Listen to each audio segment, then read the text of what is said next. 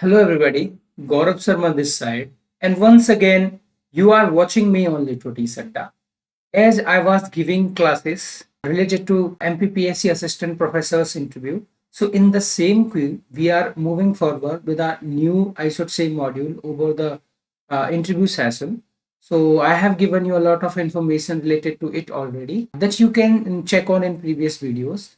And today, once again, we are moving forward with new things that can help you to improve your overall knowledge with the expertise in speaking practices. Points that we should keep in our mind when we are going to face our interview. So listen, for the first time, as our language is English, so we supposed to have fair idea about the evolution of English. Okay, where English came from, what kind of language it was, and what are the other languages that were actually part of it in previous centuries. Okay, so today English is not only, I should say, single entity. It is amalgamation of a lot of languages, believe me. For example, French, Latin, okay, Italian, and then Hindi as well, and Sanskrit, and many more languages as well. Okay, so that you can check in history of English literature that I told you previously. Maybe you might not have checked yet, but you're supposed to read everything related to it. Okay, so we talk about the brief history of English language, where it came from, what kind of language it was, who was the person who can be claimed as the father of English language. So I will try my best to give you, I should say, peripheral knowledge related to all these things whatsoever I'm trying to give you. Okay, so listen. If we talk about basically about English language, where it came from, then for your kind information, I must let you know previously when England was never, I should say, in existence like any state that can be called England.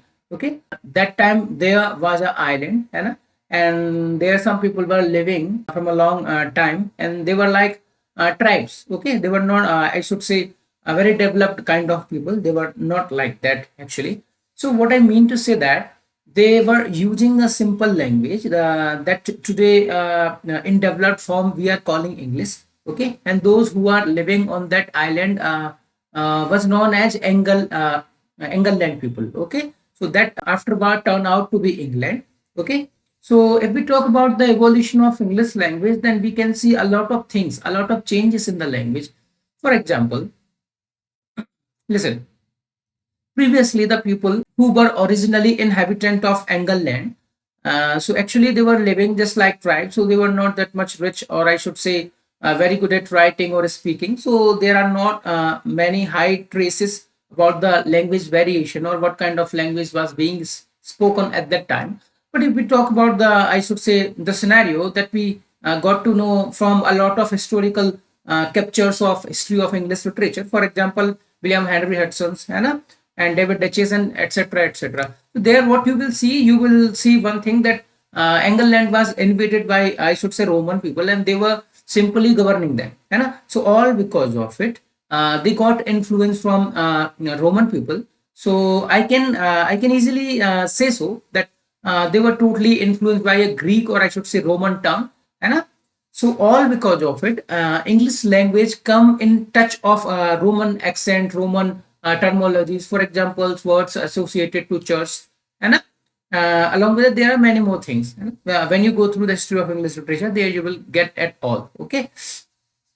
So what I mean to say that there we can see one variation, or I should say amalgamation of another tongue that was Greek or Roman at that time. And along with that, when I should say the Roman Emperor Julius Caesar left the land, all because of as Germanic tribes were simply invading the England. So in fear, they simply eloped from the place, the England. And afterwards, many Germanic tribes came at the place, and start attacking them. And all because of it, there we can see glimpses in the English language of Germanic languages. Okay, Scandinavian languages that we can call. Okay, if we talk about another influence on English language that we can see in the year 1056 around, there we can witness a famous war, I should say, a kind of war actually. Norman conquest. It was happened in 1056. There, I should say, William the Normandy from France, attacked the people of England, and he start, I should say, colonizing them in their own way.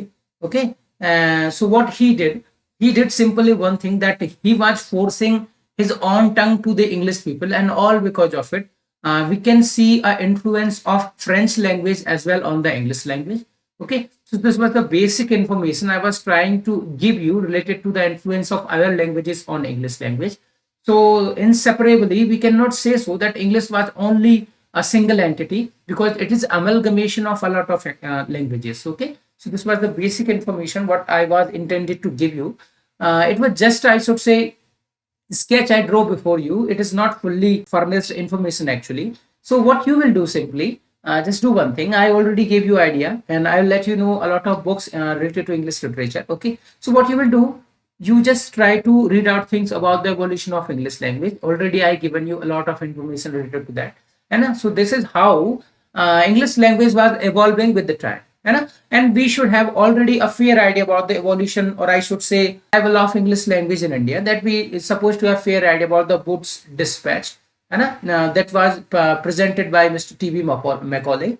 Okay, so all because of it, today we are learning language, English language or English literature, and all because of it, I'm also teaching you the same. Okay, so Mr. Macaulay is the main person behind our speaking English language in our own country. Okay, so there only we can easily trace out that our land is also speaking, or I should say trying to speak English language to our own people in our own country. And this is how there were many colleges established, and even the Farsi language was replaced by our English language. Previously, when English was not introduced to our nation, what happened actually, we were simply doing our official works in Farsi language. So they replaced Farsi with English, and this is how they introduced English language to our Indian society, and they start teaching English language and literature at the university and college levels, and all because of it, English gained that much prominence, not in India but also in other part of world. As they were colonizers, so they were simply forcing their own language to other people. I hope you're getting my point. So this is how English language introduced to us. What I mean to say that. Okay. So these were the 2 points which I supposed to tell you. Now, if we talk about few more things, then I told you about the language. Now we supposed to have clear idea. If someone simply came to you and start asking you, if you choose one person whom you will choose as the father of English language, so this is a matter of concern, or I should say it is a matter of confusion. It is not appropriate to call a single person as the father of English language or father of English literature. Still, I am trying my best to answer in every possible way. In that condition, if someone gonna ask you the question in the same way, then you can answer one thing, that Mr. Geoffrey Chaucer can be considered as the father of English language. Why? Only because before the arrival of Mr. Geoffrey Chaucer, there were a lot of languages was being spoken by the people of England. Okay, so there were many, I should say, dialects. For example, Northumbrian, Kentish, okay, East Midland, they were the famous examples of the languages being spoken in the, I should say, in the area of England. Okay, so when Mr. Geoffrey Chaucer came, he simply picked up one dialect, that was East Midland, and he developed it as a language. And today, all because of the efforts of Mr. Geoffrey Chaucer, today English is prominent in the world. Okay, so we can consider Mr. Geoffrey Chaucer as the father of English language and literature as well, because he was the person who was start translating French and other languages work into English, and then he himself start writing English language poems. For example, Canterbury Tale is the, I should say, big figure of the towering figure in the poetry. Okay, so we can consider Mr. Geoffrey Chaucer as the father of English language and literature and English poetry as well. Okay, if we talk about the prose, then who we can consider as the father of prose in English literature. So this is a matter of, I should say, concern. It is not appropriate to call a single person as the father of prose actually. If we talk about generally, or I should say, in concrete way, then we supposed to say that it was simply Mr. Francis Bacon, who is considered as the father of English essays as well, in English language. But if we talk about some more facts that were simply prevailed before Mr. Francis Bacon, then we have not just one, but more than one ideas about the fathers of prose in English literature. For example, Chronicles of Anglo-Saxon Kingdom, something like it was a, I should say, a famous chronicles in which detailed information was being written in the time of a great king. Okay, so this was a kind of work actually, and not just this. There were many more works was being written in that era. Okay, but originally, or I should say, modern English was found by Mr. Francis Bacon. So, unwantedly, we have to go with the choice that Mr. Francis Bacon can be considered as the father of modern English approach or essays.